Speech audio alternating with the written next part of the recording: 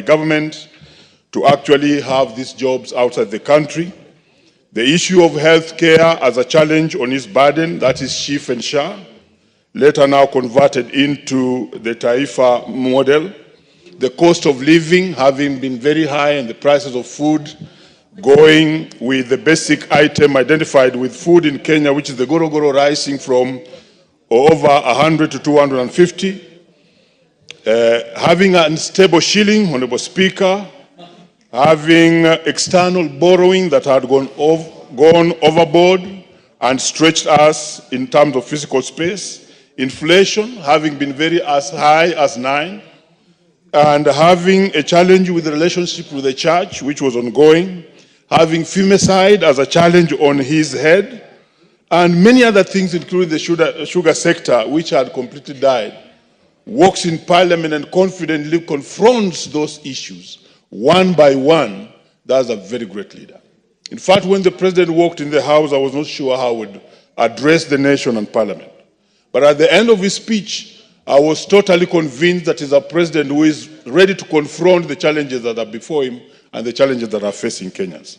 And that is why, Honorable Speaker, I was very clear in my mind that the standing ovation which the president received in this house was indeed worthwhile, and he deserved it.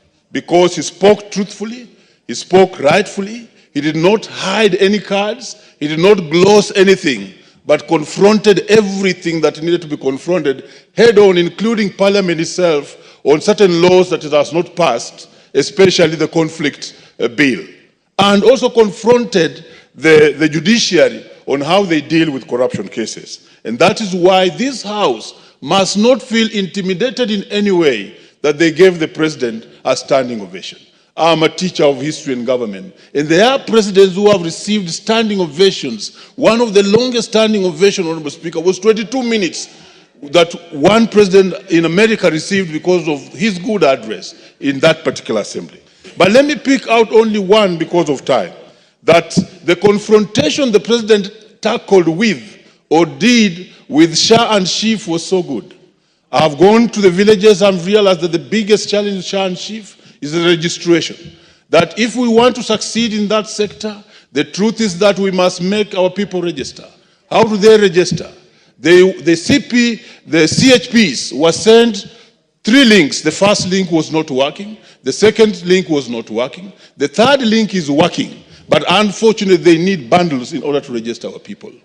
We need to move as Parliament and as ourselves, and possibly I'm speaking to the Minister, that we need to mark that link for registration of people into Chief and Shah to be white marked, so that it does not draw any money or need any bundles from the CHPs, and they'll actually register everybody.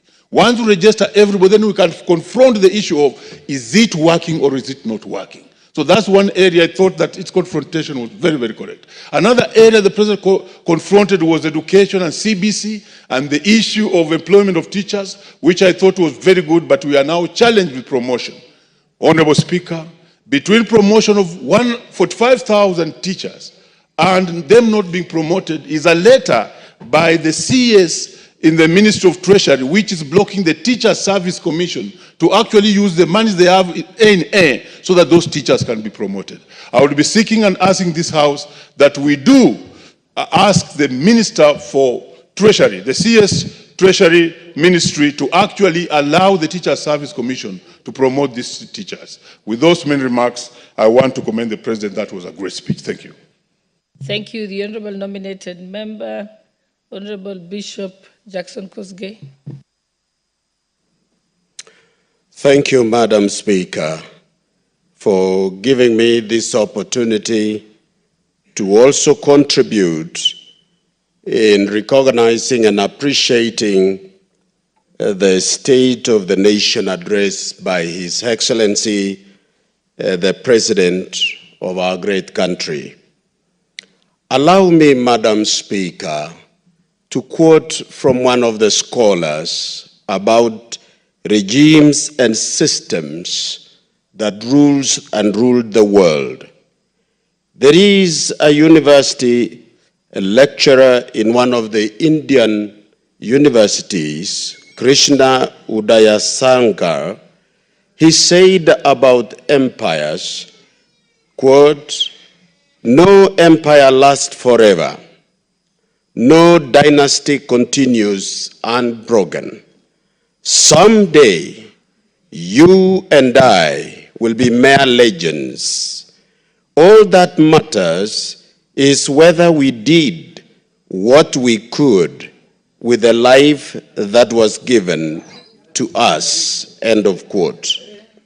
It was a speech of leadership with due care and attention, Madam Speaker. The President was honest, the President was candid, the President was focused, and the President was relevant. He has been described both us in this country, in this speech, and internationally. I listened to some of the comments made by the other countries, and they said he appeared and demonstrated as a listening president on the following areas, which was very clear in his comments about health, about food security, about education, about security, and about economy. Madam Speaker, it provoked the thinking. Mr. Speaker, sorry, sorry for that. Mr. Speaker, when I listened to the President and the reactions that we had, and listening in the light of where we have come from in the history of this country since independence, for a country to progress and for us to benefit from every leadership that comes to us, I wish to appeal to all of us as a country and people of this nation that what will make us benefit from this country, Mr. Speaker, is what has been described by historians as solidarity of purpose. That we must be proud to stand by our shared values and interests as a people, so that every opportunity given to us, we will be able to use it to advance ourselves. We should also have a national pride. Let us be proud of our country, love our nation, and make sure that each one of us plays their role as we serve this nation. Let every one of us play their role. Do the best you can so that we can pull together our country towards prosperity and a promise for future generations. In conclusion, Mr. Speaker, on matters that was raised by the President, on health, for example, and education and security, I wish to also comment on what our ladies, women have faced in this country recently. What surprises is that some of the people who attack our women are people known to them. So it is a question of moral values. And I appeal that all social connection institutions should be able to do their best in influencing the character and moral shaping of our society. With that, Mr. Speaker, I applaud. Very well. The Honorable Paul Murigi, Igembe South. Thank you very much, Mr. Speaker. Mr. Speaker, Kenya is our motherland, and we do not have any other country to call home. I commend His Excellency the President for the well-informed speech which he issued here on Thursday, Mr. Speaker. Mr. Speaker, this nation, the time this government assumed office, we were not on the right trajectory. But His Excellency the President set it clear the achievement which we have achieved up to now, Mr. Speaker. Mr. Speaker, a president has reformed agriculture sector, Mr. Speaker, whereby he took initiative to subsidize the input, since the previous government, Mr. Speaker, subsidized the consumable goods, Mr. Speaker. And through subsidizing, Mr. Speaker, the input, the prices of fertilizer, Mr. Speaker, which was 7,000, dropped to 2,500, Mr. Speaker. And there's so many farmers, Mr. Speaker, produce a lot of food, Mr. Speaker, which His Excellency the President on Thursday in this House told us that in our NCPB, we have more than 47 million bags, Mr. Speaker, which are already there, meaning that this country, Mr. Speaker, is going to be a food secure country, whereby the importation which we have experienced, Mr. Speaker, in past years, where this nation has been importing maize, Mr. Speaker, we are almost there.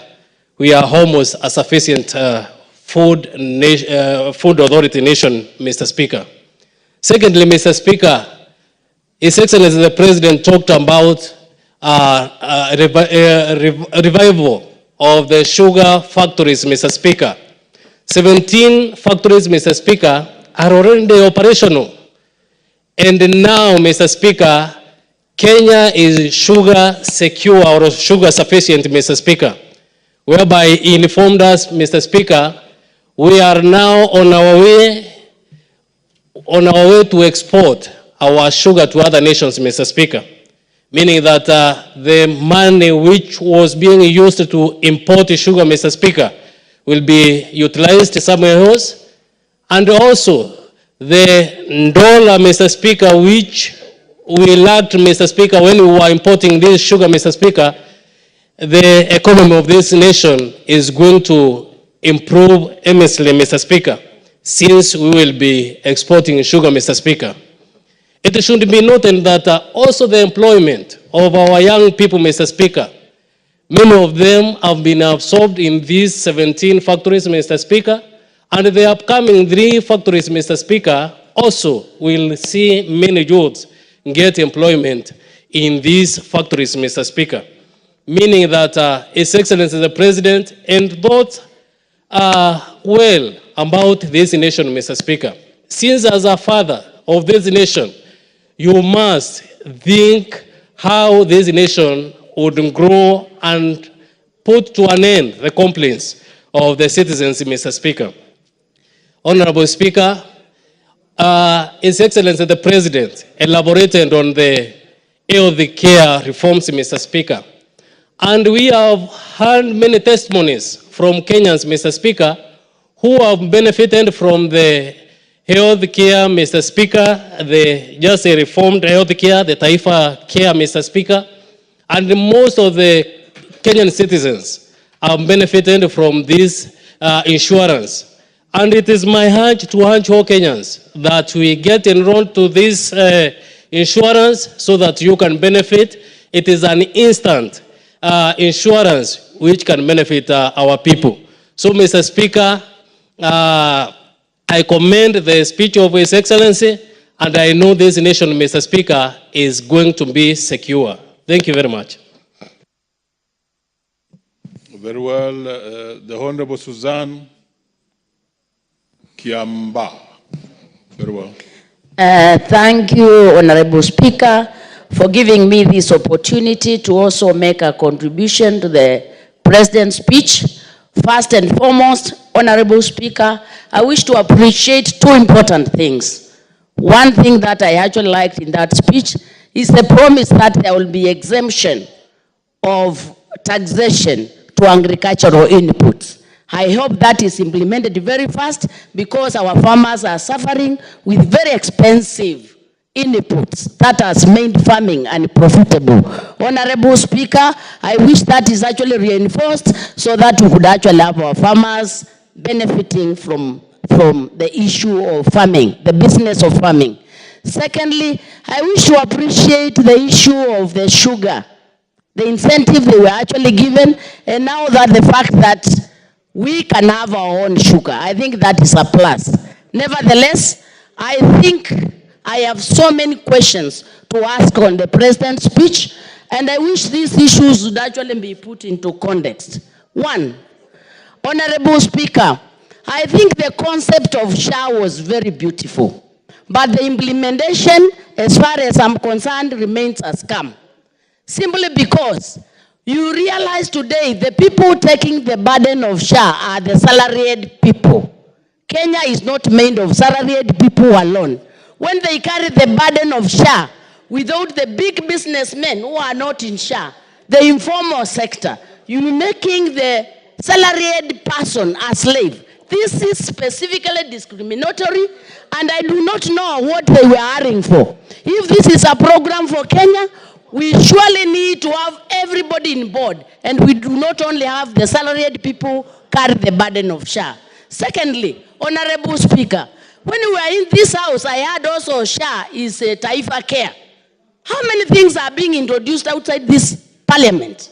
I think it is respectful. The terms we get in this parliament continue to be used consistently. Otherwise, we are house for decoration. We are not house to make decisions for Kenyan. I was very shocked to hear, I don't know what care.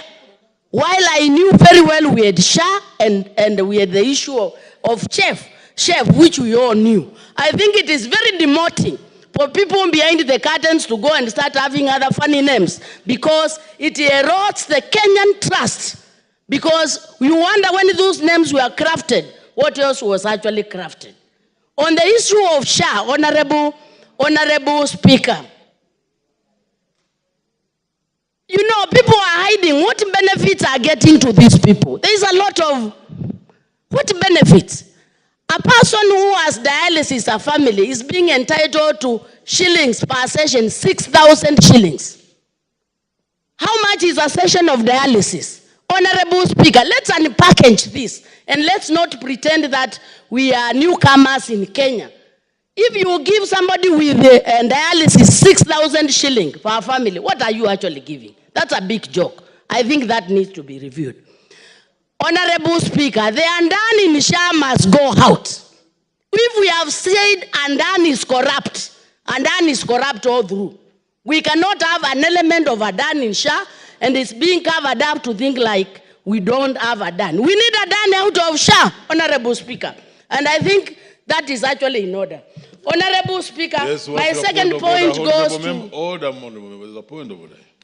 Honorable Speaker, everything that is said and mentioned on this floor of the House, Honorable Speaker, has to be substantiated, Honorable Speaker, and must be factual. Honorable Speaker, I ask that the Speaker on the floor of the House produce evidence that Adani has something to do with SHA.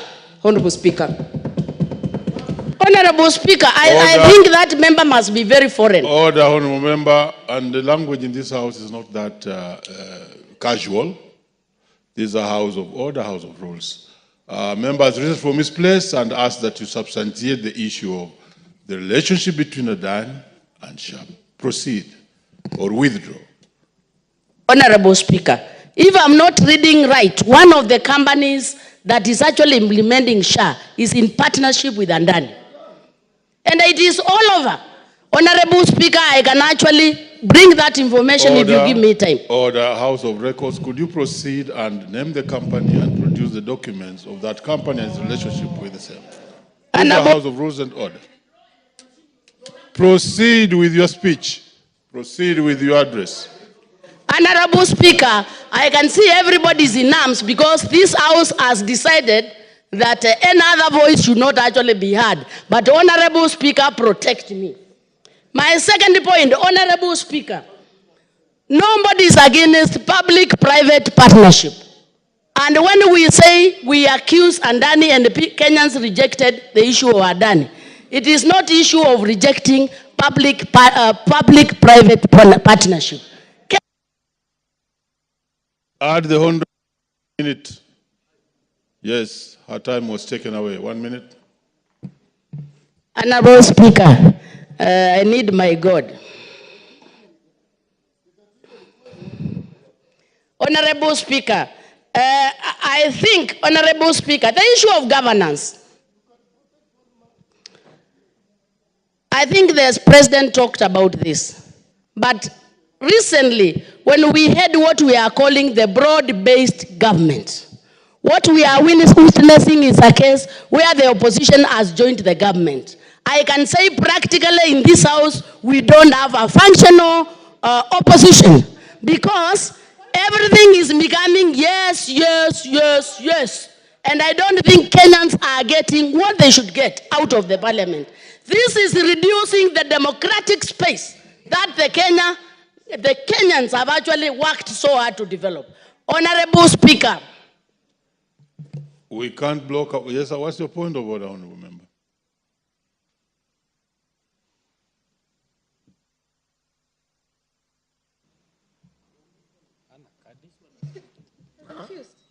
Please give, yes, the microphone is there for you. Thank you. Mr. Speaker, the Honorable Member has just talked about opposition joining the government. I would like to confirm to you that I'm in the opposition, I have not joined any other government, and if there is anyone who has joined, please clarify to us who is this person called opposition. As a member of ODM party, I'm in the opposition and there to stay until we are elected. Your point of order has been made. Please, the Speaker on the floor, conclude. I've not mentioned anybody. I'm giving my opinion on what I see in the floor of the house. Giving my opinion of what I see in the floor of the house, where the opposition leader fully supports the government and actually even speaks more than the proposer of the motion from the government side. Honorable Speaker, my last point. Since June 24, Honorable Speaker, this is a very important point. The President talked about we are having security. But since June 2023, this country has witnessed high levels of insecurity. Honorable Speaker, killing of the youth in Gen Zs. Even the Shakahola issue have never been answered. What is insecurity in Kenya? Very well, you have had your bite. You have had your bite, Honorable Member. The Honorable Paul Biego. Thank you, Mr. Speaker, for this opportunity, and I rise to add my voice on the President's State of Nation address.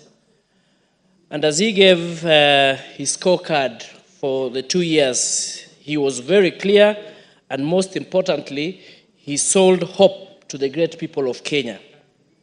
What struck me most, Mr. Speaker, is when he pointed out and demonstrated how KWS has increased their revenue from 5.3 billion to 7.6 billion by strengthening and tightening their procurement processes, which cut on wastages by digitalizing their systems.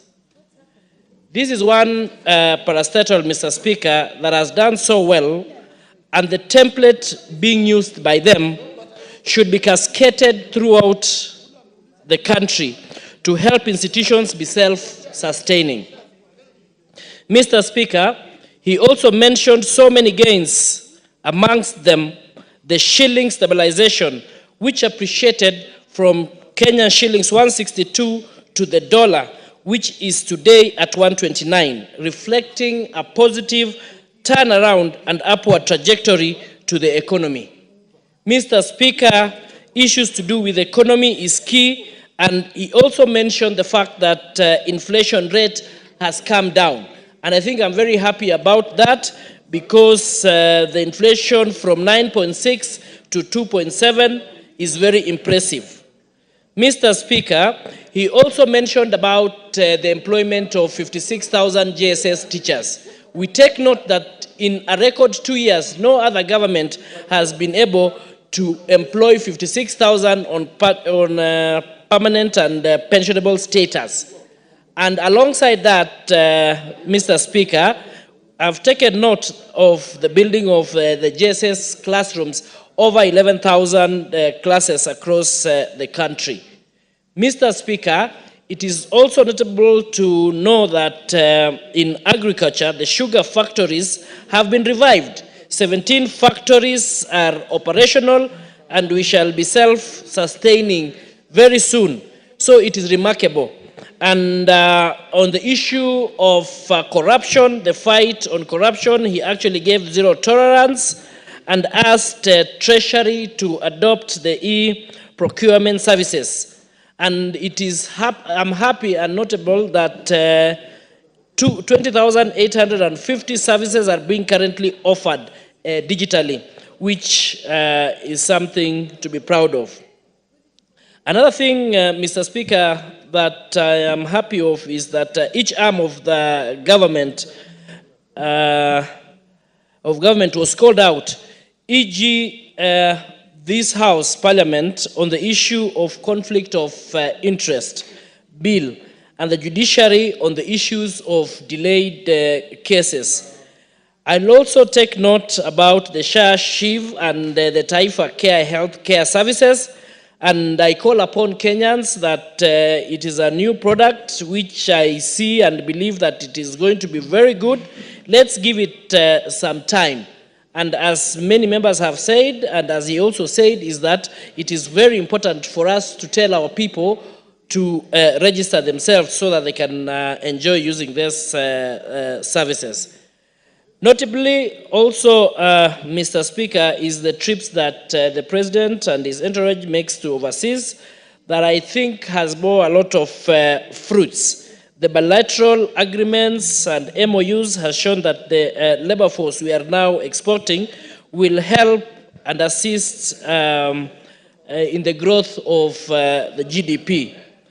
Lastly, I'm happy that the policies that have been put in place has helped bring down living standards, e.g. the price commodities like unga and other stuffs like fuel, petrol, products have come down, and I'm happy that this country is now on a positive trajectory. Thank you. The Honorable Dick Maungu.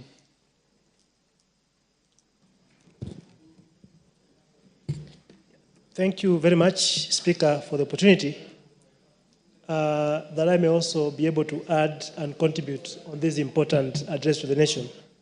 Mr. Speaker, the presidential address to this National Assembly is a matter that is constitutional and therefore meant to communicate, or rather set the agenda of the country.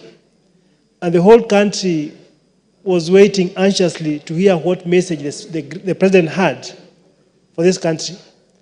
And there's a Swahili saying that says, Mugala muue lakini haki mpe. I must agree that the statement had a lot of hope and gave hope to Kenyans, especially on the number of variables that I wish to delve into, Mr. Speaker. One was the issue to do with education.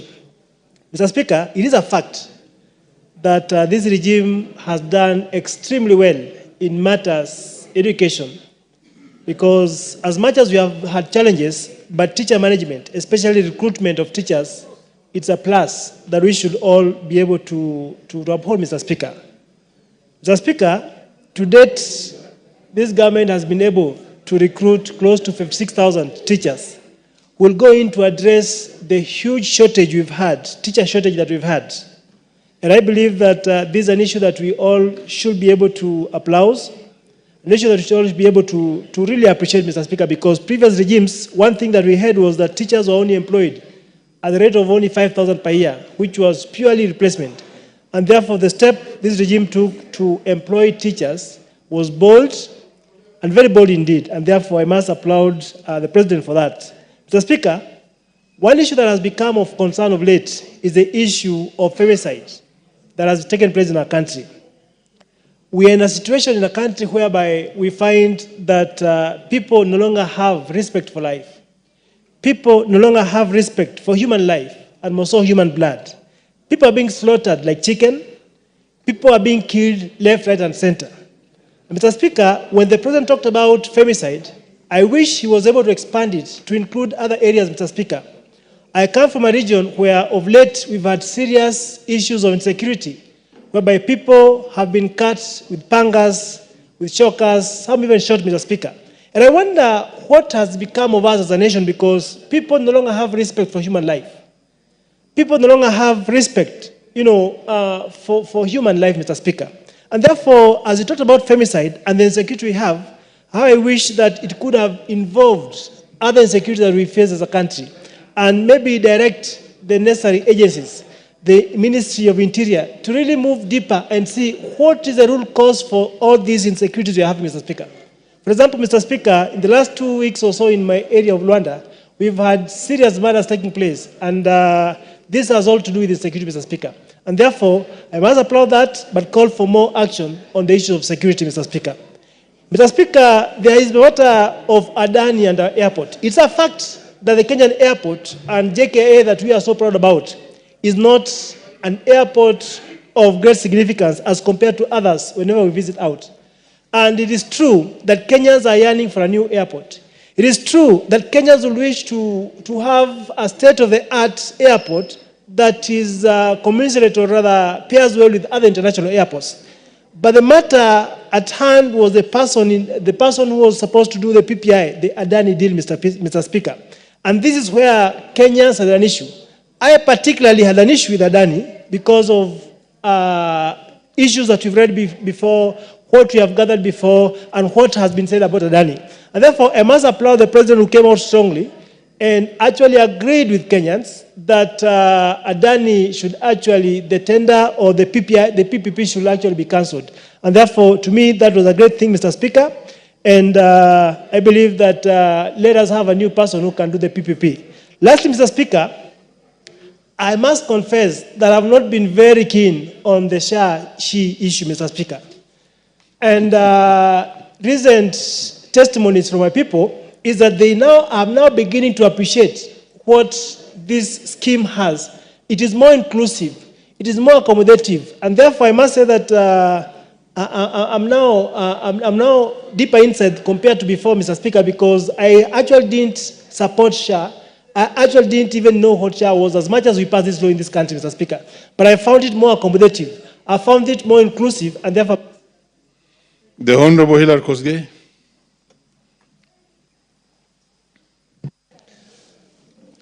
Thank you, Mr. Speaker, for giving me this opportunity to record my thanks to the President's speech on the state of the nation. Mr. Speaker, it is important to know where we came from as a country, Mr. Speaker. When the President took over this country, everything was collapsing. The economy was on its knees, agriculture was on its knees, every other sector was collapsing, Mr. Speaker. And what the President did was first of all to revive the economy, so much so that, as according to his speech, Mr. Speaker, and which is a fact, even the dollar reserves have risen from $2.4 billion to $9.4 billion. The inflation has come down from 8.7 to 2.7, Mr. Speaker. And generally, the economy is in good footing. Mr. Speaker, the task this President is handling is equivalent, Mr. Speaker, to when Mwai Kibaki took over this country, when he called upon Kenyans to lipe ushuru tujitegemee and coalesce the country, rallying the country around Vision 2030, Mr. Speaker. Mr. Speaker, this President has laid the foundation, the cost of living has come down, farmers are earning, and Mr. Speaker, the biased media has not stopped every step of the way from nagging the good progress that we are making. If you see the headline of the Standard today, Mr. Speaker, it is reporting that farmers are about, this parliament is about to enact regulations that are going to make farming very difficult. I want to tell the Standard, Mr. Speaker, that farming is becoming more profitable. Sugar industries, 17 of them are being revived. We are turning this country from an importing sugar importing country to a sugar exporting country in the next few years, Mr. Speaker, and things are moving well, Mr. Speaker. And Mr. Speaker, companies that, you know, the biased media will not report, companies that were known to be making losses, companies like Kenya Power and Lighting, for the first time under this administration, for several years, which had been making losses, recorded a 30 billion profit just recently. Kenya Airways, Mr. Speaker, which has been known for losses throughout the entire regimes, has recorded over 30 billion profits because of the stability that this president has put, Mr. Speaker. And Mr. Speaker, these successes are laying a foundation to conclude the Vision 2030, Mr. Speaker, and to enter into a new era called the Agenda 2063, which is dubbed, Mr. Speaker, as the Africa we want, where African governments are fighting to make sure their citizens enjoy good life by the year 2063. And part of that, Mr. Speaker, is the work on the affordable housing. Mr. Speaker, when we took independence, we became happy about the nation, the new country, and forgot to plan our country. And that is why in Kenya, we have the largest slum, East and Central Africa. This housing project, Mr. Speaker, is based on a study by the World Bank that has said that by the year 2055, 65% of Kenyans will be urban. And by starting the affordable housing, the president is attempting to stop a kibera happening in the near future, Mr. Speaker. And so the foundation of this nation, Mr. Speaker, has been well laid, and I thank the president for speaking candidly to the country and for telling the country, yes, we were badly off, we are not yet out, but we are making good progress towards a better country. Thank you, Mr. Speaker. The Honorable Christopher Seka. Thank you, Speaker. I also rise to join my colleagues in applauding the President's address to the nation. And more particularly, Mr. Speaker, I will dwell on one issue, the state of economy. Mr. Speaker, the drop of inflation rate from 9.6 to 2.7 has occasioned a reduction in the cost of the basic commodities. I reside from Western Kenya, where maize and ugali remains our staple food. And as we compare the prices that were there then in 2022, time like now, and the price that are there today, the prices of a 2 kg maize flour has reduced by 100%. Mr. Speaker, I also laud the economy of this nation for the resilience of the Kenya shillings against the dollar. And Mr. Speaker, when our shilling is doing good against the dollar, it means we are going to pay our foreign obligations at a lower rate. What it means, it creates more fiscal space, creates more money that can be appropriated to do more development. 3, Mr. Speaker, the recruitment of 46,000 GSS teachers on permanent and pensionable terms has reduced the burden in our schools that were really using a lot of money from parents to recruit teachers, and this one is a plus to the president on the policy. Mr. Speaker, the change in strategy from consumption subsidy to production subsidy has really improved the reserves of our food reserves, and we can pride as a country that this country is now food secure, irrespective of few challenges here and there. We are happy that our national cereals and produce boards has enough food that can easily sustain this nation. But Mr. Speaker, as we laud the President's speech, we need also to appreciate that there are challenges in the recruitment and onboarding of Kenyans on the SHIF and SHA program. And it is on us as members of the Parliament members of the county assemblies and all the leaders to wake up and mobilize our people to ensure that all of them are registered and are onboarded on this program. But as we do this, Mr. Speaker, there's a challenge that is coming up that in our level 2 and level 3 hospitals, as we onboard these people on this program, the infrastructure in our level 2s and our level 3s hospital cannot match the demand that is coming from the public. You go to our hospitals today, there are no basic drugs. You go to our hospitals today, there are no basic equipment that can be used to treat our people. So as we launch this program, we must also call upon the county governments in conjunction with the national governments to ensure that the infrastructure in our health sectors are commensurate to address the issue. Mr. Speaker, also, farmers have really harvested enough maize, and as we allowed the food security that we are now enjoying in this country, the price of this maize, like a 90 kg bag of maize, Mr. Speaker, if we sell that maize at 3,000 shillings, and looking at the inputs that we are putting in, Mr. Speaker, farmers, many of them will go at a loss. I call upon the ministry to look at better ways of creating market linkages for this produce so that it can fetch a better price for our farmers who are really doing a good job in this farm. Mr. Speaker, our colleagues and our member of parliament who was here claiming about the opposition and everything, we are here to say that broad-based government is the best way on the best thing that happened to this country. And you can even see from the speech of the president, after the broad-based, the speech is acceptable internationally, and I can confirm. Thank you, Speaker. The Honorable Kibet Komingoi of Bureti. Thank you, Mr. Speaker.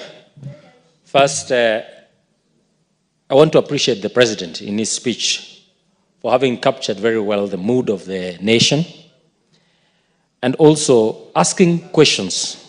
Having read his speech, the first few chapters of his speech was actually the posing of questions to be able to see how well we are able to capture the mood of the country. The question of the education funding model, the mood of the country concerning the education system, the CBC, the classrooms that are yet to be completed, the difficult life that the Kenyans are facing in cost of living, the seemingly no development within the regions and the stalled projects that we have in the country, the social health insurance program and the SHIF, now called Taifa Care. All these questions, as raised by the President in his speech, brought to fore the acknowledgement and the commitment that the nation must continue to encourage itself in its discussion so that we can be able to have meaningful engagement. And combining that with thoughtful responses, Mr. Speaker, this speech brought out what we really need to have and discuss as a nation for the purposes of moving ourselves forward and also bringing all to the understanding of the challenges that we are facing as a country and be able to tackle these challenges. The second aspect, Mr. Speaker, that I would want to raise, which I quite agree with the President, is what we are calling now the broad-based government.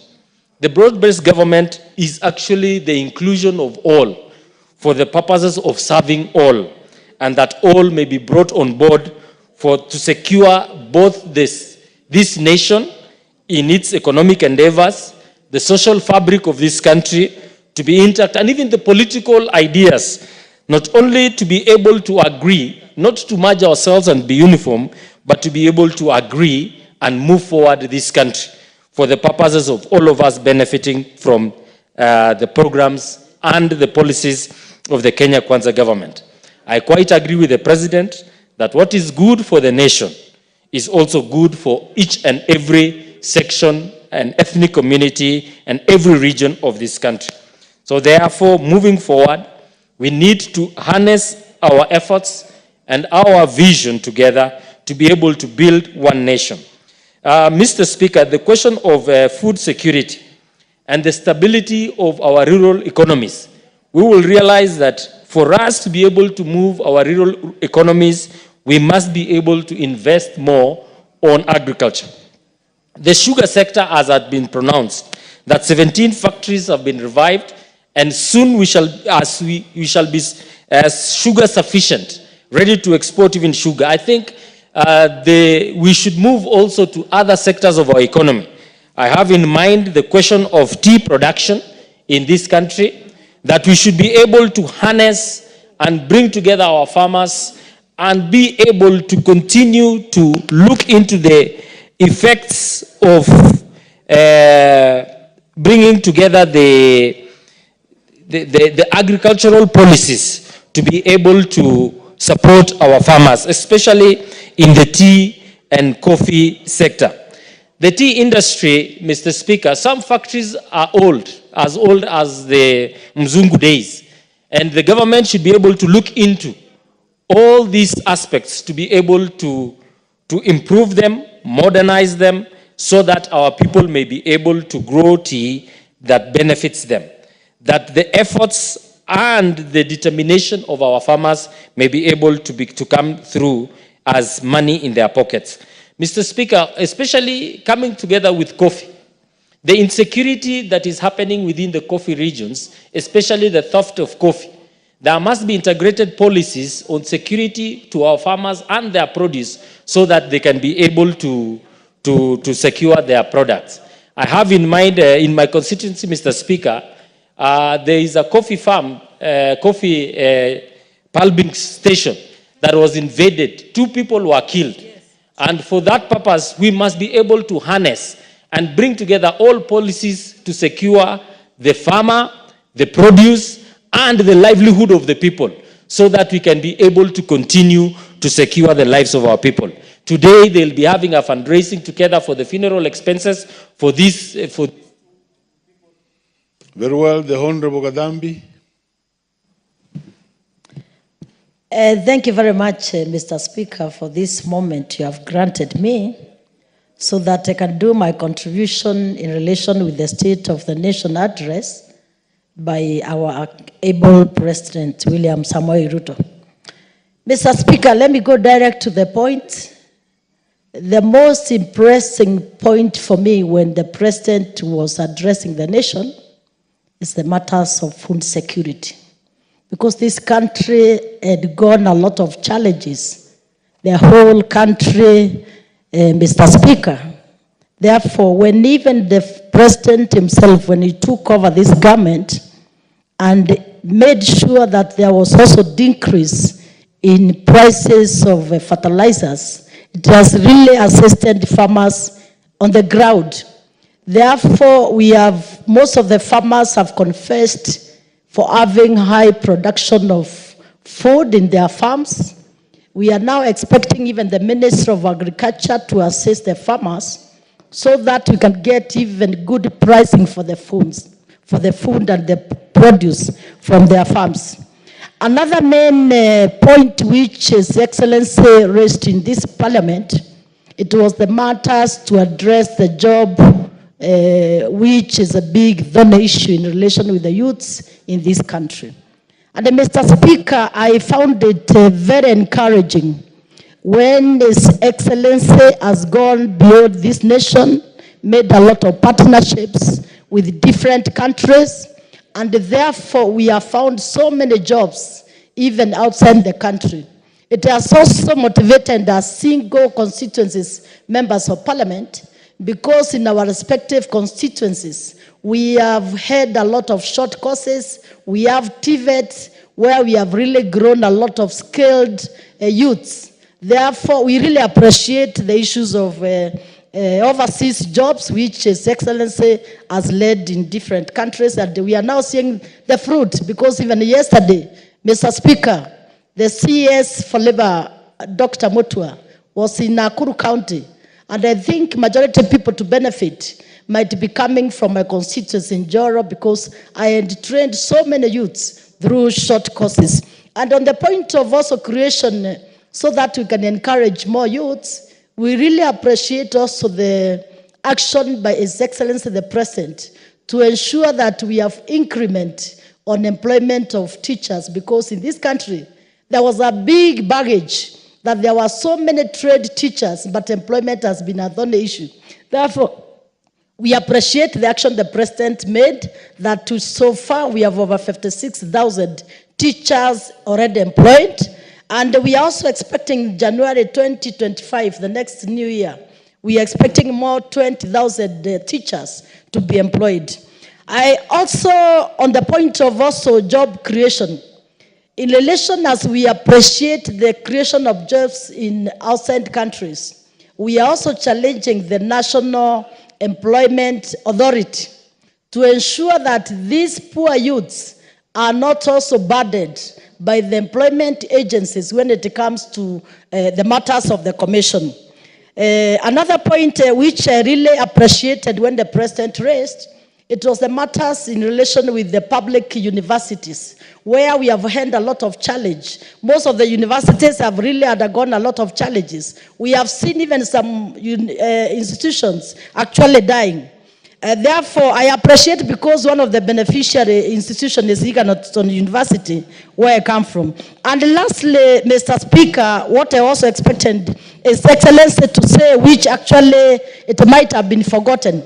It was the matters in relation with the climate change, where His Excellency himself is the head of all the head of states in Africa in relation of championing the matters of climate change. And Kenya also being a forefront in relation with all the matters which affect climate change, and His Excellency being the champion, I expected at least also to that point to be appreciated in his speech. Because, Mr. Speaker, it is good also a note for here that even the absence of His Excellency in the current COP29, it was really, everyone felt there was, even the president actually has played great role globally in matters of climate change. Therefore, Mr. Speaker, allow me. The Honorable Esther Passaris. Thank you, Mr. Speaker, for giving me this opportunity to contribute to the State of the Nation address. Mr. Speaker, the first thing I want to say is that was one of the best State of the Nation addresses that I've ever heard. It was real, it was humble, and it was progressive. And it showed the areas in which the President has actually focused and worked hard. And the systems and structures that he's putting in place. We have to understand that the President has been in office only since 2022. And from 2022, I actually have to celebrate and commend him for being a very hard-working, focused president. And so hard-working and focused is he that I am not surprised that him and the Right Honorable Raila Odinga have teamed up to form the broad-based government. The broad-based government does not negate an opposition. Even members of government have been proved to be in opposition. When we come into opposition, it is because we are convicted that something is right and something is wrong. So anyone in this House can choose at any point in their leadership to shift from being opposition or from being government. And we have seen that in this House. That shows the independence of the House and the independence of the members. In 2023, I stood up here and supported the finance bill. Why? Because I was a member of the Housing Committee. And being a member of the Housing Committee, being an elected member for Nairobi County, I know that one of the things that really ails us is housing. Recently, just 2 days ago, it was raining so heavily in Nairobi. And I prayed for everyone that lives in the informal settlements of this city. No one should live in a slum in the capital city of Nairobi. This capital city has been rated as one of the most progressive cities, and yet we have people that live in tin huts, people that can be washed away in the rain. I can't imagine what the children are going through. I can't imagine the noise. I can't imagine the fear that this house will collapse on you. The President has commissioned houses all across the country. In the Housing Committee, we have also commissioned markets everywhere. So it's trade, it's housing, and you know what? Anybody who is against the housing project and says, I don't want housing, you might not want housing, but millions of Kenyans living in informal settlements, millions of children living in informal settlements need those houses. So I am happy and proud that he fought for the housing tax, because we needed a tax that would be dedicated into housing. And he fought and he said, you know what? A member of parliament or a businessman earning 1 million shillings, it is wrong, morally wrong, for us to pay 500 shillings for NHIF and expect that we will have universal health care. Universal health care means that anybody in this country can be able to walk into a hospital or a facility and be able to get treated, be able to find medicine, be able to find doctors. What does it mean to have doctors and nurses? It means we have jobs. What does it mean to have schools and students in schools? It means we have jobs for teachers. So all this is a holistic program. And I want to tell the Kenyans out there, especially the ones who are abroad and probably never even voted, don't even send any taxes to Kenya. You know, certain countries pay taxes if they want pensions in their own country, certain citizens. I mean, here we have a lot of Kenyans who live abroad, and they make so much noise, and they keep branding the president a liar. I'll tell you one thing. There is no one who can make a promise and be able to deliver it when things that are beyond his control come to play. When the president became president of this country, 1, we had climate change to deal with. 2, we had wars all over the place. We were coming out from COVID. He has tried his best, and he's doing his best. The naysayers and those who are negative, please remember, Kenya belongs to all of us. The president has said we have to be resilient, we have to be focused, and we have to work together. The efforts to bring Kenya from poverty to prosperity, right, depends on all of us. Our forefathers worked hard. We're working hard. You, the youth of today, will work hard tomorrow. The country continues to progress. Let us celebrate the wins we have today, because if we don't celebrate, then we cannot bless the nation. Thank you, Mr. President, for the good work that you're doing. Continue, and may God continue to favor you. Thank you, Honorable Speaker. The Honorable Kivai Ogesi. Thank you, Mr. Speaker, sir, for giving me this opportunity to contribute to the State of the Nation address by the President. Mr. Speaker, I would say I found this speech timely, honest and candid, factual, hopeful, progressive, and challengeful. Why do I say this speech was very timely?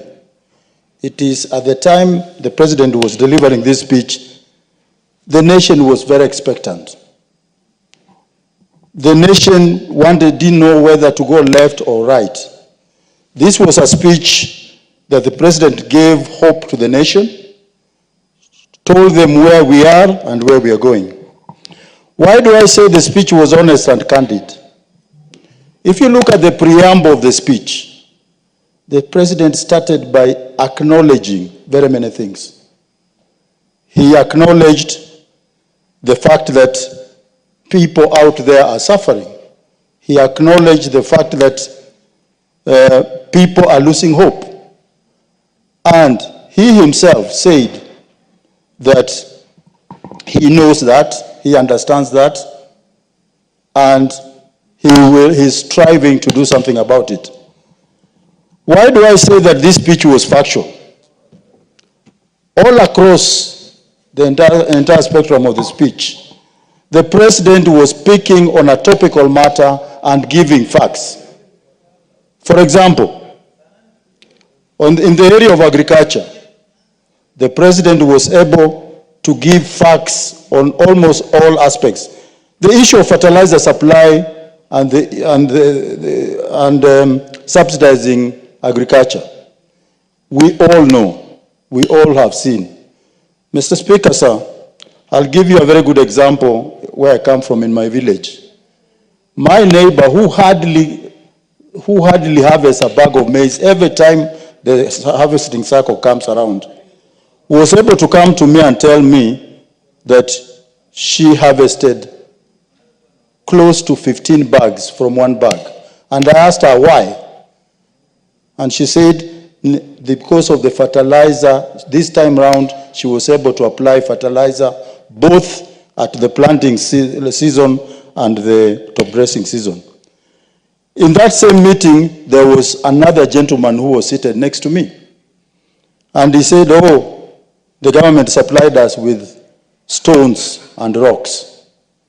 That's a typical example of somebody who sees a glass, one sees the glass half full, another one sees it half empty. But overall, we have been able to traverse this country, and we've seen that people, the farmers have really had a good harvest. And that is also reflected in the figures that he gave on the number of bags in our stores. Obviously, all these successes come with challenges. The challenge here is we should try and avoid all post-harvesting losses. And also, the government, as one of us has said here, should find a way of ensuring that the farmers are adequately compensated through the prices paid by National Cereals and Produce Board.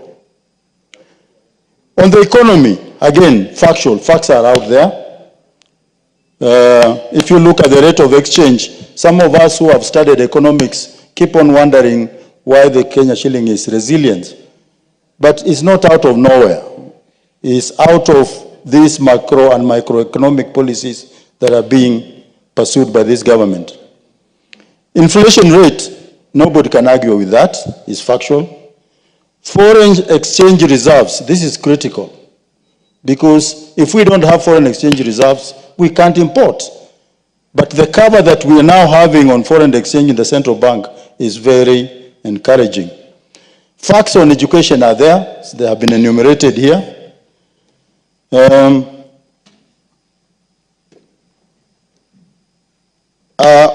the health sector, a lot has been said about SHA, SHIV. I think the ideas are very good. The plan is good. I think what we are seeing at the moment is just implementation challenges, which, if we are focused, and I challenge the minister and all stakeholders. Very well, the Honorable Daniel Kirito is in the House. Proceed. Thank you, Mr. Speaker, for giving me this opportunity also to earn my voice to the State of the Nation address by His Excellency the President. Mr. Speaker, I wish first to recommend and support the President of this. He came out strongly and articulated the issues affecting this country openly and faced the challenges head-on in emulating on how we will tackle the challenges that are facing this country. Mr. Speaker, we the leaders and being politicians, we would also encourage that we avoid politicking matters development. Mr. Speaker, there is no country that can develop unless it grows economically and strengthens its economic basis. And this is the line where the President has worked very well, especially on food programs. A country that cannot sustain its own food stability cannot develop. And that's why we support where the President is saying we have to subside on production, and it has really succeeded. Because for the first time, we have enough food for our people, and even we have enough surplus, even for export. It means our economy base is going to be stronger, and we have realized it whereby even the dollar, the shilling is able to appreciate the dollar from 169 to 129. Mr. Speaker, when it comes to the dairy sector, the President said that we have 3 billion to KICC. And I challenge the KICC to make sure that these funds are used well and to remember even our factories. For example, the Kangeta dairy factory, which is only lacking sealing machines, so that the farmers from all those areas, even from my own area of Wigembe Central, can benefit from these funds. They can sell the milk directly to the factory instead of being handled by the brokers. Mr. Speaker, a country that is not healthy is not a wealthy country. In this introduction of SHA and SHIF and Taifa Care to replace the ailing NHIF is a positive move to make sure that this country grows health-wise. And I also challenge the ones involved in implementing these policies to do them to the letter.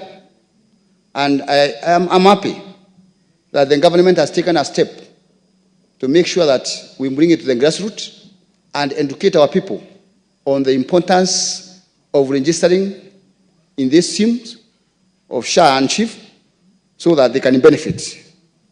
Mr. Speaker, we have very many challenges, especially on raising funds for assisting our people to go to the hospitals to undergo these treatments. And if we have an agency that will be taking care of these bills, it's a welcome move, and we should all support it and educate our people and encourage them to register en masse so that they can benefit from this scheme. Mr. Speaker, affordable housing. This country, the arable land is very little. And if we build houses all over the country, it will end up using all the arable land on houses. Where we are building houses for our people, even in rural areas, we have enough land for farming, and those people who are suffering in lacking houses will have some place to call home.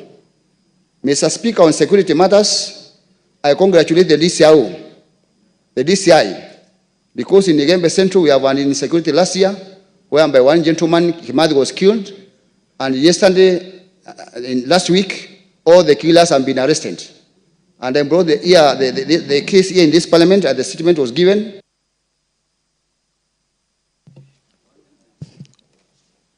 Very many members on the queue. You have done your bit. Is the Honorable Abdikadir Mohammed in the House? If he's not present, then we listen to the Honorable John Makali. Abdikadir, proceed. You're next. Thank you, Mr. Speaker. So Makali will follow thereafter, and then Memusi. Yeah, thank you for giving. Okay. Thank you for giving the opportunity to contribute to the presidential debate.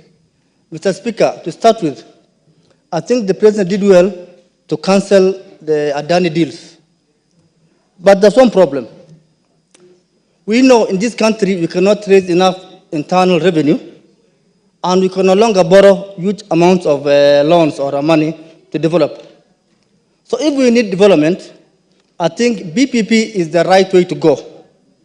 Although Kenyans always are against either direct procurement or the privately, the privately initiated proposals.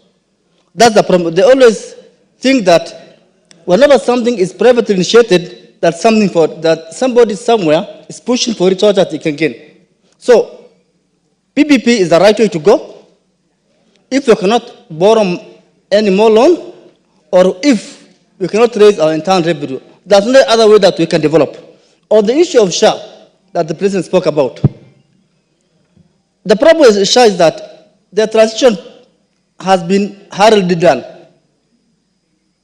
such that even the staff working, former staff of NHIF, are still working with SHA, but they have already been laid off. The problem with the act is that I have never seen an organization on transition whose staff has been laid off, and then the same staff are told to work for SHA again. I mean for the same organization again. The staff are not motivated because they have already been laid off. Right now they are under Public Service Commission. They are no longer working for SHA. They are not working they are not working for NHIF, and they are not working for SHA. And the same staff are used. They're being used even to register members. So how are they going to be motivated when they're being told they're laid off, they're no longer staff, and then they're working for the same organization? I think that was hardly done, and the government should look into the welfare of those staff. Former staff in NHIF, about 1,700 of them. They are good staff. I have worked there before. They are very good staff. There are some few maybe who have a problem. Let them deal with those few with the problem, and then the other staff, they are transitioned without any condition to the new HR. Because if they don't do that, and they love all the staff, and no longer working for SHA, then where are we going? What are we doing? We are doing nothing. Therefore, Mr. Speaker, the issue of SHA, it has a good intention, but the transition has been mishandled.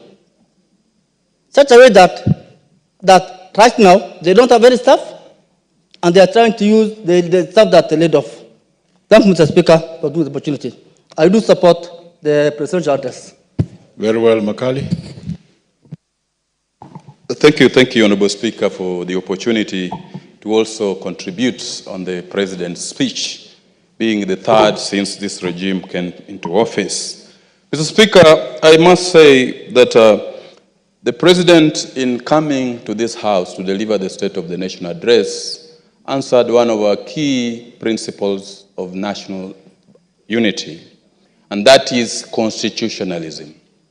By coming to this House to give the State of the Nation address, the President gave a testament himself that he believes in the rule of law and democracy and constitutionalism, which are the national values espoused in our Article 10 of our Constitution. Mr. Speaker, at independence, our forefathers committed themselves that we needed to fight poverty, ignorance, and disease. 61 years thereafter, Honorable Speaker, we are still fighting those vices.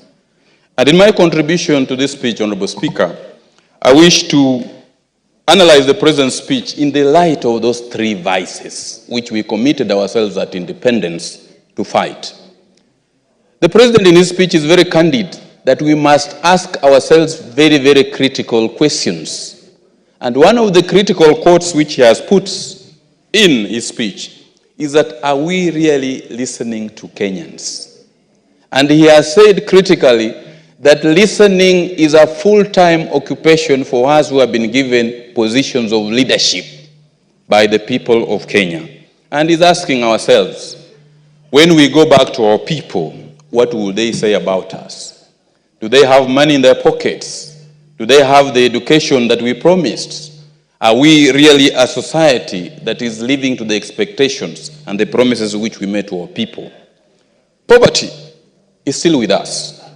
Kenyans have spoken many times that poverty is still endemic in our societies. What did the President say in this particular speech?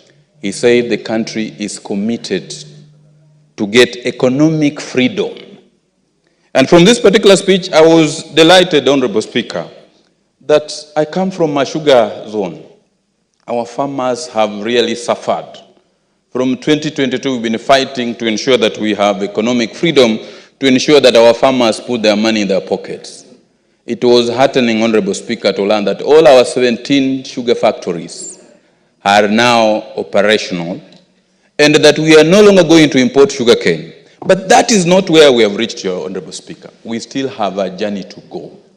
We want to ask that all and sundry who are out there, specifically from our sugarcane growing zone, in support of our economy, we support the sugar reforms that have been put there so that our farmers can be able to get value for their sugarcane and ensure that the sugar industry thrives for the benefit of our people, because then we will be fighting poverty, which is an enemy we committed ourselves to fight in 1963.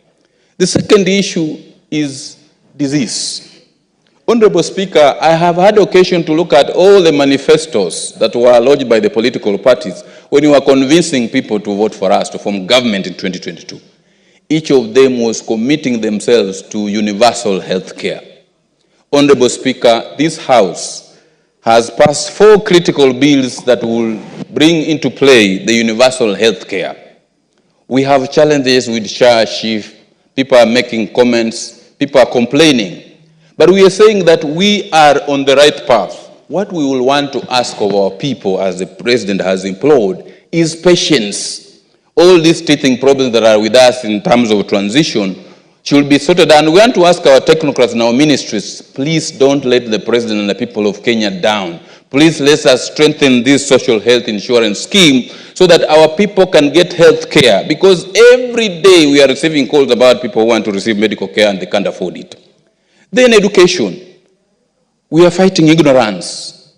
We have made various strides in the education sector in fighting ignorance by employing teachers. What I want to ask, the scheme that was there for higher education funding, we want to ask our technocrats in the Ministry of Education, please can we revisit this funding model so that we can be able to work it so that it's of benefit to Kenyans who are supposed to benefit from it, so that we don't have Kenyans complaining about it every day, so they can be able to streamline it.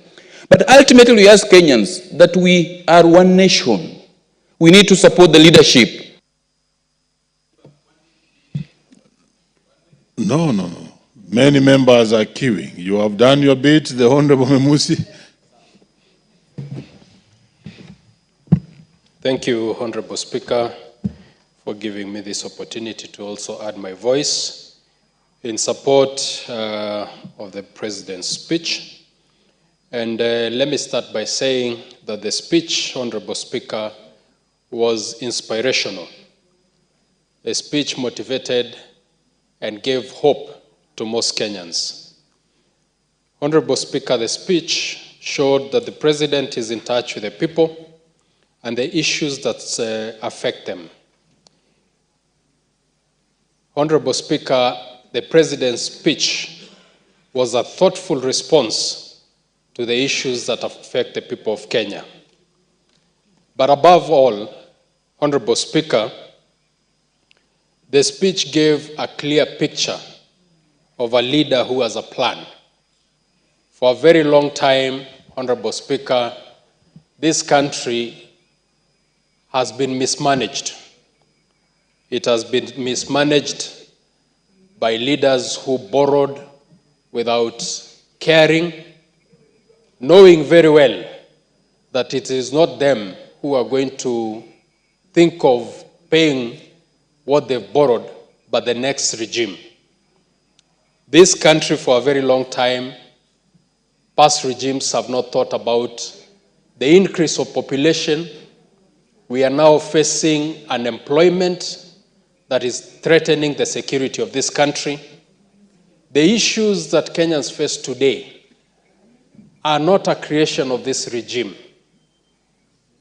It is a generational problem. But the President in his speech touched on almost every sector and gave a demonstration and gave a plan of what his government is putting in place to try and sort out all these issues. Honorable Speaker, corruption has been a cancer in this country. And the President came out very strongly to address this issue. And I want to urge this House that we must support the fight against corruption. Devolution, for example, the drafters of our Constitution, the idea behind devolution was to try and bring areas of this country that had been marginalized for a very long time to par with other areas. But sadly, Mr. Speaker, this is not happening. If you go to my home county, we still struggle with basic needs. Water is still a far-fetched dream for our mothers, our sisters. We still share the same water holes with cows and wild animals, Mr. Speaker. What is the meaning of devolution? The meaning of devolution was not to create 47 billionaires every 5 years.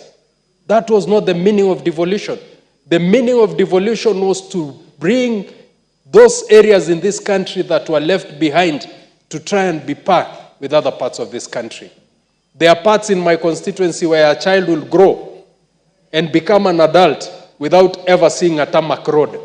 Where is this money going to? So, Mr. Speaker, the issue of corruption in the President's address, he touched on this issue and came out very strongly that he is willing and is ready to deal with corruption. Mr. Speaker, I want to urge Kenyans to shun negativity. As the President said, we cannot afford failure. Kenyans out there are just waiting for a small thing to say, hii serikali ya Ruto. This is not Ruto's government. This is our country. We cannot afford to fail, Mr. Speaker. I want to urge Kenyans to all come together and ask ourselves, what am I doing for our country? What am I doing for my country? Kenya, we must all work to make it great. Thank you, Mr. Speaker.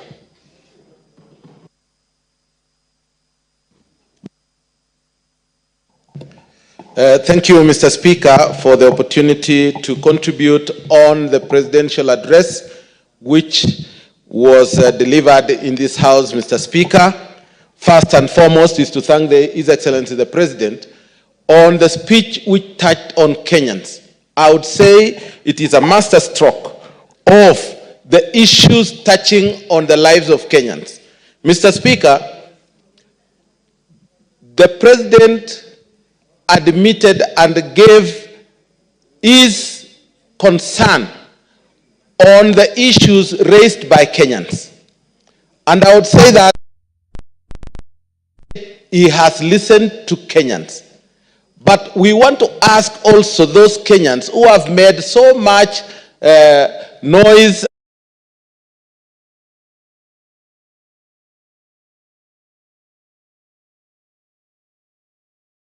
the same channel which they used in insulting and talking things which are unpalatable to the nation.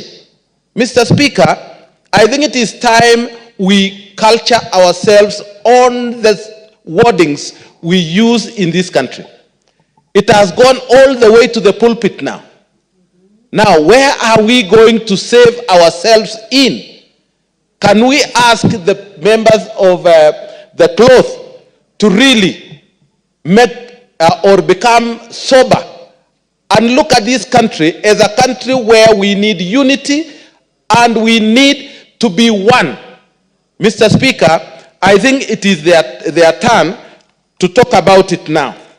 Mr. Speaker, I also want to turn on the economic development which this country has achieved. Mr. Speaker, in the 2010-2013, this country was an exporter to the country of Uganda, and it was the leader, economic leader in the country. When this government took over, we were just importing goods from the countries where we were exporting to. Right now, we have stopped sugar from being brought from neighboring countries. We have stopped all other things which are being imported, and we have had a reserve in the treasury for our imports. Mr. Speaker, I would say that that is real growth. The farmers are happy because they are having subsidized fertilizers, and I want to say my constituents are happy that they are able to grow and be able to fend for themselves to have food put on the table. Mr. Speaker, what perturbed me after the report of the President when he came to the House is the media houses. Mr. Speaker, the media houses were talking about what the President said and what is in the Central Bureau of Statistics. When has the Central Bureau of Statistics be more accurate than even what we have at the current state? Central Bureau of Statistics have given wrong figures before, and they will continue giving wrong figures. And the media are using it to disparage the speech of the President by saying, this is what the President said, but the real figures are here. Now, who leads the Central Bureau of Statistics? It is the government. So how can the Central Bureau of Statistics be more accurate than the leader of the country as we talk? Mr. Speaker, I also want to laud the President on his efforts to bring up the farming community, the coffee, the tea, and even the milk, the dairy farmers. The Treasury has been able to support our KCC to pay farmers up to 50 shillings. But the management misused the money and they were not able to pay the 50 shillings per liter. We want to say that it is time that those people who do not know what they are supposed to be doing should be given a chance to go and settle at home and give Kenyans a break. Thank you, Mr. Speaker. The Honorable Julius Tai Tumu.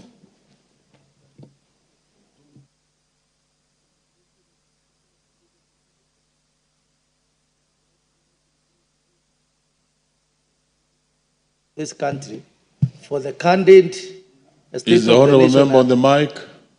Please just update his microphone. Thank you, Mr. Speaker, for this opportunity.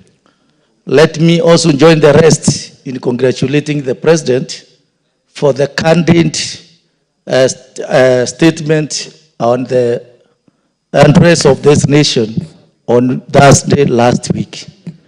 The President went through a raft of issues that have been handled by his government, both in challenges and the numerous successes that this government has addressed.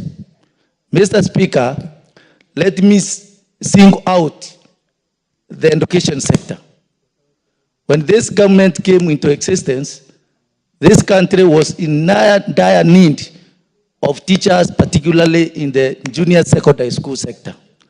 There is no any other government that has been able to address such a challenge within 2 years.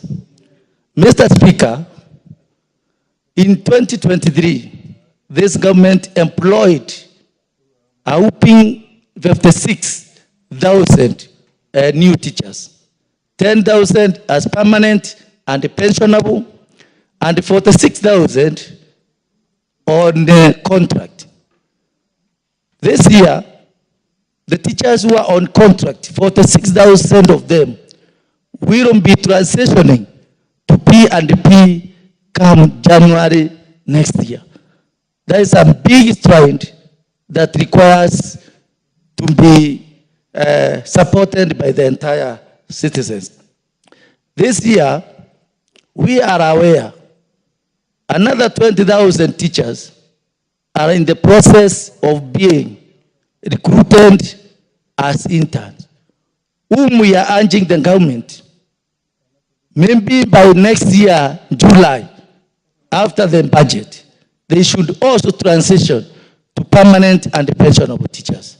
We are aware, Mr. Speaker, that due to these challenges, the 20,000 teachers who are about to be recruited are basically geared to addressing the science teachers shortage in the junior secondary school, because that was an area that and a challenge also.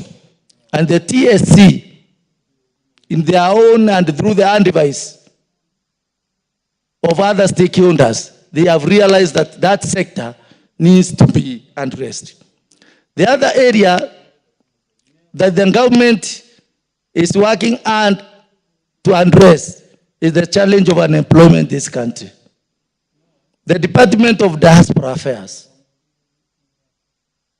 is doing a lot of publicity to make sure that the artisans, the lower levels of unemployed youth can get access to international areas of employment. It's also something that is commendable. Mr. Speaker, this government has revolutionized the agricultural sector by making sure that instead of subsidizing consumables, it is worthy to subsidize the production. And by so doing, we are almost food secure in all sectors. We heard that 17 sugar factories are now working. And this country now is sugar secure, and we are also about to do the export of sugar. Thank you, Mr. Speaker. Though, if possible, through your indulgence, I can get a minute or so to finish my sentence. The health sector, Mr. Speaker, although it has a big challenge, I am sure that the crises that are there will be ironed. Mr. Speaker, you remember when Michuki was in the transport industry, people used to cling on the doors of the vehicles. He faced the challenge end on, and with the time, today, that sector is working. There are no people who clings on the doors of the vehicles. There are no excesses that it used to be, and I am sure that this sector, the SAR, will work with the time, and the Kenyans will enjoy. The Honorable Adams keeps an eye. Very well, proceed. Thank you very much, Mr. Speaker, for giving me this opportunity to give my comments on the presidential speech. Mr. Speaker, the President addressed the nation in a very precise, straight to the point message, and he actually touched on issues that are affecting many Kenyans. In short, Mr. Speaker, the President elaborated more on problems facing Kenyans. For example, the education, Mr. Speaker. Mr. Speaker, Kenyans, for a very long time, since the inception of CBC, have had a problem of understanding the curriculum, battling with the problem of shortage of teachers and materials. And Mr. Speaker, I think the President mentioned the efforts that has been made by his government on sorting out that problem. Secondly, Mr. Speaker, is the issue of teachers.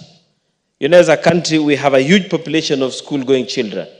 And the President elaborated and shared to the nation his plan of how he intends to equip the education sector and the efforts that he has already made by employing many, many teachers, 56,000 and others that are to be employed in the coming year. Mr. Speaker, on issue of health care, Kenyans have been suffering. They have had problems facing, to do with illnesses, problems that we have dealt with since independence. But the President told the nation that he intends to make a decision that is unpopular, but that will solve the problem that have been affecting them for a very long time. On the issue of the economy, Mr. Speaker, is issues to do with stabilization of our Kenyan shilling. You know, for some 2-3 years ago, the Kenyan shilling against the dollar was so high, such a way that we were risking going the direction that many African countries have gone before. But the issue of economic growth, the President also elaborated himself on the matters to do with food security that has enabled our Kenyan population to buy their produce at a low prices, Mr. Speaker. Mr. Speaker, availability of fertilizers to our Kenyan farmers has made this country to be food secure. When we go to rural countries, up country, Mr. Speaker, you will see farmers harvesting maize courtesy of the subsidized fertilizers provided by the Kenya Kwanza government. Mr. Speaker, the fertilizer, subsidized fertilizer has also enabled other small-scale farmers, especially those ones who are dealing with horticulture, to supply and produce food that has stabilized the economy for now. Mr. Speaker, on the issue of housing and the ESP market, the President elaborated and shared more on the plans that he intends to make sure that most Kenyans get a dignified housing in accordance to our constitution, Mr. Speaker.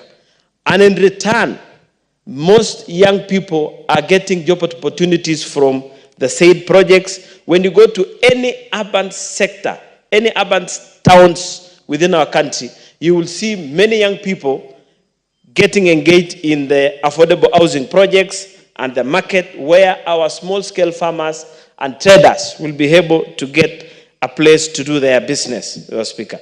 Mr. Speaker, the importation of allowing local manufacturers to thrive has enabled to stabilize and give an opportunity to our local manufacturers, especially those ones at the manufacturing sector, those ones dealing with furniture and so forth, to get access to the market in our country. And lastly, Mr. Speaker, is to tell our country and most Kenyans that we have one great country called Kenya. It is upon each one of us to remain positive and acknowledge the efforts made up by our country. Patience is a virtue, and we must support the president to achieve his bigger agenda. Thank you very much, Mr. Speaker. The Honorable Jen Kagiri.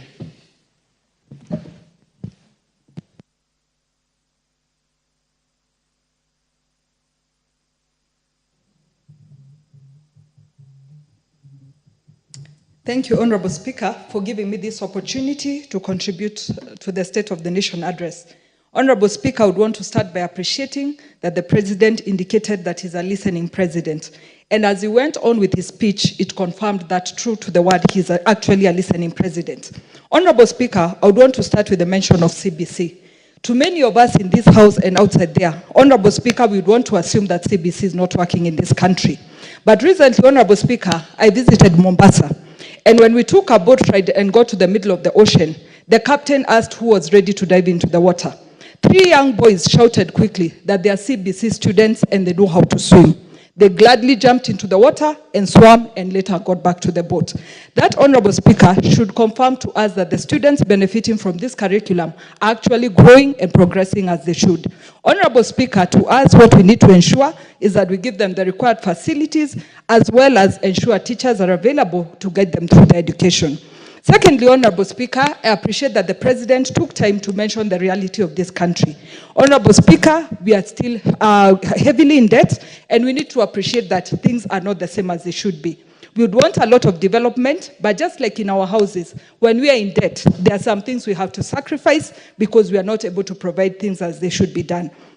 Honorable Speaker, that calls for the whole country to get to an understanding that when debts reach their maturity, we have to prioritize them for payment, and that will see our country suffering in various ways. Honorable Speaker, I would want to mention on food production and appreciate that our government has provided over 7 million bags of fertilizer to our farmers. Honorable Speaker, that has graduated to giving us 74 million bags of food in this current year. That is our projection. Honorable Speaker, if we look at the consumption required for our country, it is around 52 million bags per year. This is now confirming to us that we are headed to become a country that will be exporting maize now and in the near future. Honorable Speaker, that is growth and progress for our country. In regards to Taifa Care, Honorable Speaker, this reminds me of when we were in school. We had classmates who would convince us that it was not good to study, but they would study at night and succeed, while they've left others who did not study. Honorable Speaker, with SHA, if we look at the benefits that it has brought to our people, comparing it with NHIF, NHIF could only cater for our patients from level 4 upwards hospitals. Today, SHA is catering for our patients from level 1 hospitals. This means if it is a person from my county, a place called Gatero, they don't need to travel to Nyahururu for treatment. They can go to the nearest dispensary, get treated, and go back home. They will have saved on transport, and they will have saved on time. Honorable Speaker, similarly, many times we speak of people who have been victims of accidents, and when they get to a hospital, their relatives have to sign forms or first pay for them the bill for them to be treated. In many cases, we have lost lives in those instances. Honorable Speaker, now here SHA has come to ensure that a hospital can treat you and claim from SHA afterwards because they have treated you, giving you a priority that you are Kenyan and you are covered by the universal health coverage. Honorable Speaker, on my third point, we are always called for fundraisings. Fundraisings towards patients of cancer, fundraising towards patients with terminal illnesses. Here again has come SHA that is going to cover our people on all those areas and ensure that families don't have to lose their properties as they are trying to save their loved ones. And Honorable Speaker, having had the experience of having a patient in ICU with cancer, I tell you, Honorable Speaker, as you're praying for the patient, every evening you have to go look at how fast the bill is growing. For me, I appreciate that our people will never have to worry about that. Honorable Speaker, allow me to mention the issue of affordable housing because I sit in the Housing Committee. This is a program that has created employment for our people. If you visit Kibera on any given day, you will find 4,000 young men and women who walk into a site there for construction. Take a calculation of the year that they'll have worked on that site. These are people who will have money in their pockets and people who will have to progress for their families. Finally, Honorable Speaker, allow me to mention the issue of Adani. Of course, our president is a listening president. Many wondered why we cheered when he said the contract has to be cancelled. Honorable Speaker, it is because we had all individually raised our voices on this issue and silently the president heard us and made his proclamation on it. Honorable Speaker, I would want to add and state, many times we look at other countries that are doing well and we forget our own country. Rwanda is doing a PPP on the international airport. Rwanda owns 40% of that transaction and 60% is by Qatar Airways. Is Rwanda going to lose their airport? The answer is no. Is Rwanda going to progress? The answer is yes, because they will get funding from private sources and grow their country. Finally, Honorable Speaker, femicide has to come. The Honorable Beatrice Kimei. You have been waiting. It's your chance. Thank you, Honorable Speaker, for giving me this opportunity to add my voice and appreciate the speech of the President or the address of the President on the issues of the nation. During his address, Honorable Speaker, I want to appreciate him most sincerely for I noted that he's a listening President. The issues that he addressed is actually some of them has been concerned for many of our people in Kenya. Specifically, Honorable Speaker, I want to say that issues of education, the CPC, and the like, the President had and he actually responded. Honorable Speaker, I want to appreciate the side of agriculture. Here, Honorable Speaker, when we talk about the sugar industry that has been dormant for many years. I come from Kericho County and the lower strip of Kericho, and especially Soin is where sugarcane is grown in large scale, and the factories were mismanaged and farmers had so much issues with it. But with this, Honorable Speaker, I am so delighted that farmers will have money in their pockets out of this. The 17 factories that have actually been revived and the 4 that are ongoing. Honorable Speaker, I'm only concerned that some of the employees have not been paid their dues. I'm asking the Ministry of Agriculture to make sure that they pay those employees in the factories. Honorable Speaker, when it comes to the issues of dairy farming, I'm so impressed that farmers will be paid 50 shillings. And Honorable Speaker, the feeds are becoming very expensive. So when we talk of 50 shillings, I appreciate. But I want to believe that something more should be done so that we don't import feeds, like now importing from Uganda and the like. So the 50 shillings is okay, but I believe it is progressive. Next time it will be more. I expected the President to also add his voice to the beef and in the livestock farming, because some areas do livestock farming, and not forgetting that many women don't own the cattle, they own goats and poultry. So if the President can also add his voice to goats and poultry, it will be safe for us as women, because that is where we can empower our women. That is where, especially the side of market. We have issues with market for poultry and even for goats. That is where women are. Honorable Speaker, with the food security, I'm so impressed that fertilizers have bought fruits. Now that we have plenty of our food and surplus to sell, the National Cereals and Produce Board should actually have more stores to buy more of this maize.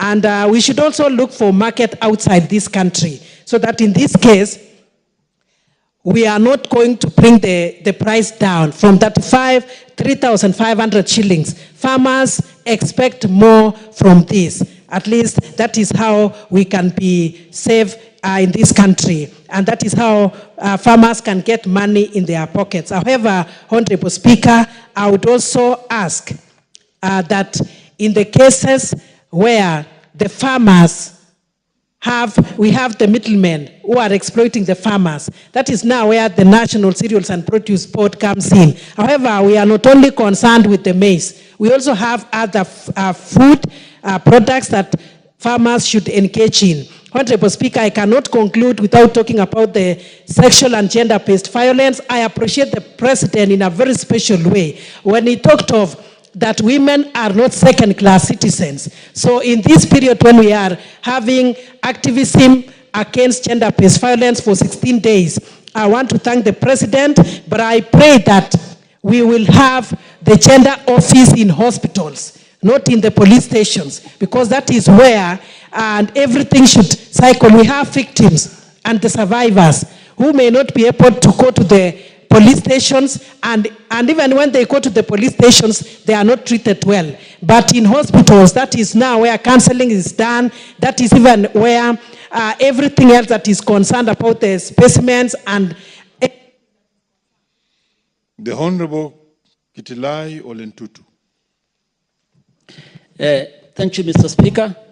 Thank you, Mr. Speaker, for giving me this opportunity to also add my voice on the President's State of the Nation address done on Thursday last week in fulfillment of the mandate vested in him under Article 132, Article 1C of the Constitution of Kenya to report to Kenyans on the measures the government have taken and the progress made in realizing our national values and principle of governance, and submit the progress made in fulfilling our international obligation. Mr. Speaker and honorable members, the President addressed thematic areas that really touch the heart of the Kenyan people during his State of the Nation address, and I sincerely want to commend him for making decisive, crucial decisions to better our country, including the cancellation of the contentious Adani deal. This shows our government is listening keenly, remain committed to work hard every day for the greater national interest. As a member for Narok South, I support the President and the government of Kenya for making that bold decision. Honorable Speaker, our President also announced the improvement of our school infrastructure and learning activities, where the employment of 20,000 more junior secondary school teachers in Kenya, absolutely tremendous, remarkable effort to create countless job opportunity for our many young people.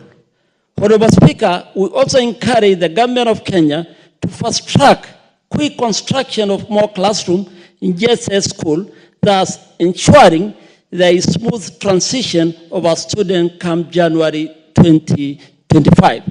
Honorable Speaker, I also want to commend the issue of national security, that our people must be secure at all times by the government. It is also imperative to note we currently live in an era where criminal activities have been on the rise. For instance, in Narok South, where I represent, we held a consultative security meeting that brought together sub-county security team, members of the Nyumba Kumi initiative, and business community 2 weeks ago after criminal activities increased in Ololonga Center, and that is why the Ministry of Interior and National Coordination must scale up the operation in areas in order to protect Kenyans and their property. I also want to commend on the President for this effort of making the government of Kenya is working hard for the stabilize the economy by reducing the inflation through lowering prices of basic commodities. It is also worth noting that the Kenya shilling has stabilized compared to a few months ago against the US dollar and another hard currency, much remains to be done. Honorable Speaker and honorable members, I also want to make few remarks about the Kenya Kwanza ambitious plan of bottom-up economic model.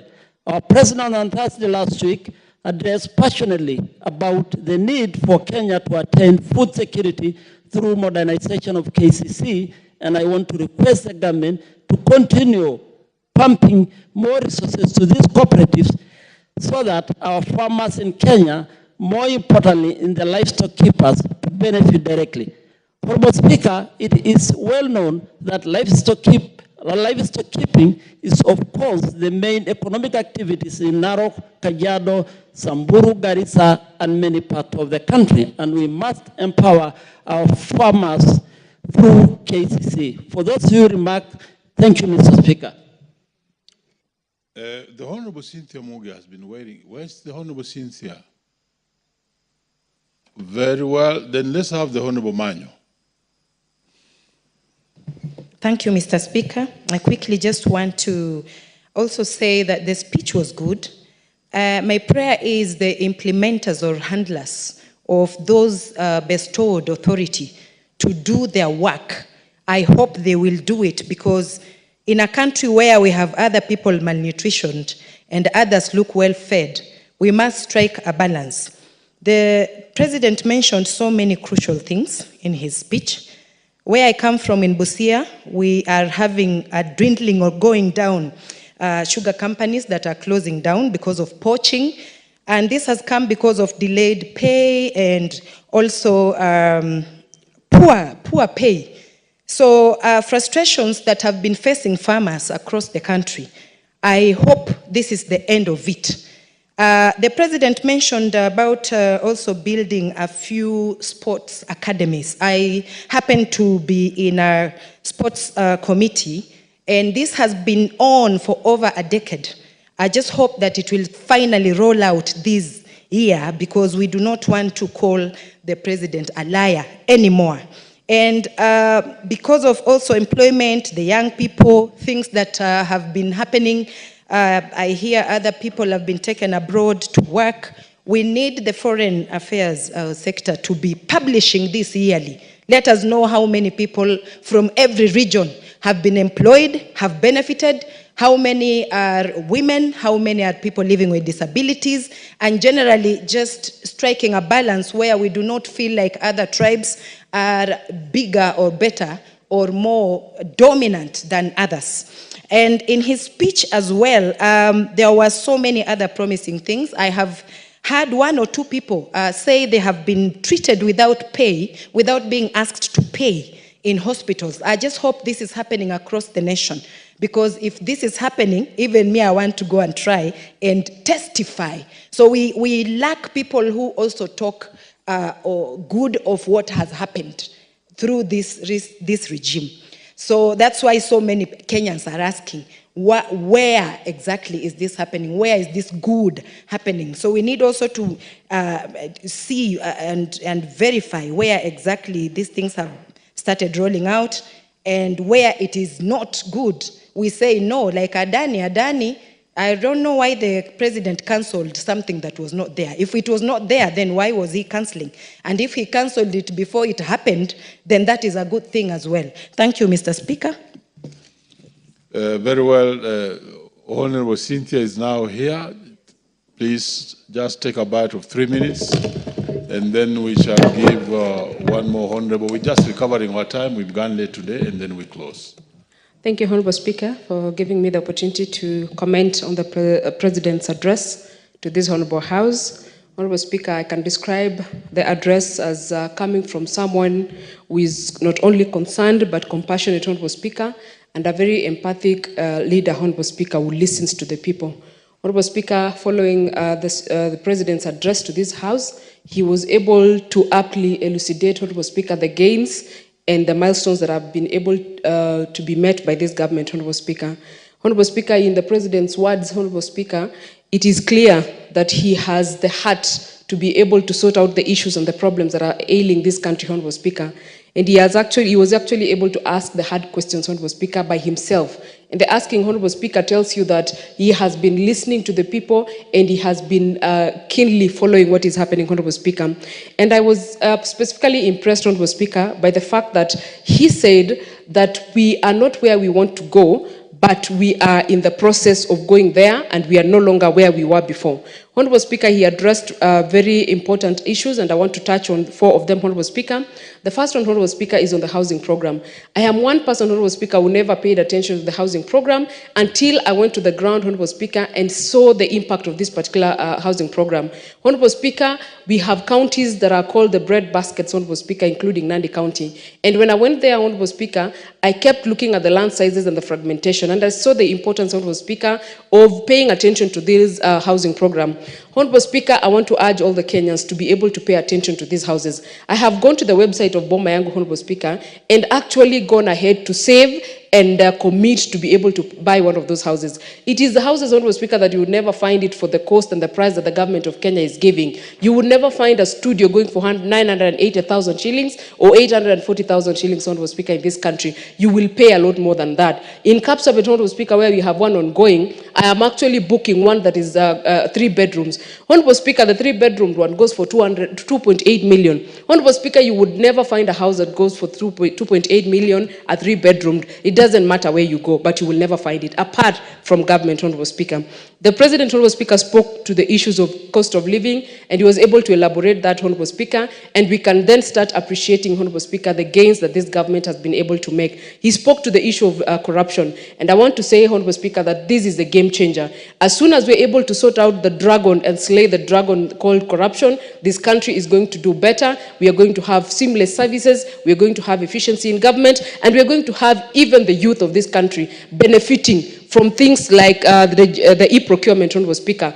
With that, we are going to ensure that AGPO and the AGPO, Honorable Speaker, is accorded to the women and the youth of this country. We spoke about the education, Honorable Speaker, and Honorable Speaker, I want to say this and give this appeal, that the employment of teachers is very good, Honorable Speaker, but I also want to ask that there should be a database, Honorable Speaker, showing all the P1 teachers, Honorable Speaker, who graduated as early as 2012 and have never been employed today, Honorable Speaker. Some of those people are 43 years old. They only have 2 years to stop being employable, Honorable Speaker. And I want to ask that this be paid attention to so that they can be able to be considered. On the UHC, Honorable Speaker, on the issue of health, allow me, Honorable Speaker, to set the record straight. There is a Honorable member who stood here during her contribution, the Honorable Susan, Honorable Speaker, and said that there is a capping of 6,000 shillings only for people who go for dialysis. Honorable Speaker, she should be keen to detail that the cover under SHA, Social Health Insurance, Honorable Speaker, is providing 10,650 per session, and it gives an approval of at least 3 sessions per week. Honorable Speaker, the people who go through dialysis, Honorable Speaker, do not go more than 3 times a week. And Honorable Speaker, that should be set straight. And the UHC, Honorable Speaker, is actually working in this country. I have been able to register people at my personal level because I am a citizen who is no longer asking, what can this government do? I am asking, what can I do for my The Honorable George Gachagua.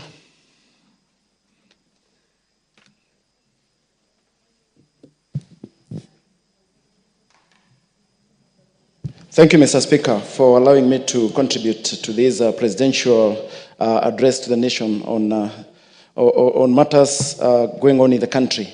Mr. Speaker, it came to me that we have a listening government, and he addressed every concern in Kenyans' minds. Mr. Speaker, it is very clear that the economy is improving. There are some indicators that we are heading in the right direction. Some of these indicators, Mr. Speaker, are the foreign exchange reserves surging by 2.4 billion to hit a record of 9.4 billion, thereby increasing the investor confidence. Mr. Speaker, the dollar, our country appreciated from 162 to 129 per dollar, and that is also another indicator that we are heading in the right direction. Inflation, Mr. Speaker, dropped from 9.7 to 2.6. Mr. Speaker, coming from a place called Daragwa, Mr. Speaker, whereby we are endowed with daily farming. Mr. Speaker, the government giving KCC 3.3 billion to improve on modernization of KCC, Mr. Speaker. That was a very great idea. And KCC uptaking 100,000 liters to 220,000 liters. That is quite commendable, Mr. Speaker. On the healthcare, Mr. Speaker, I was quite impressed by the President saying that... Order, the Honorable George, you can take your seats. You will have a balance of 3 minutes in the afternoon session. So make sure that you are here early to finish your contribution on this particular matter. Honorable members, we may be upstanding. And honorable members, and the time being 1:10 p.m., this House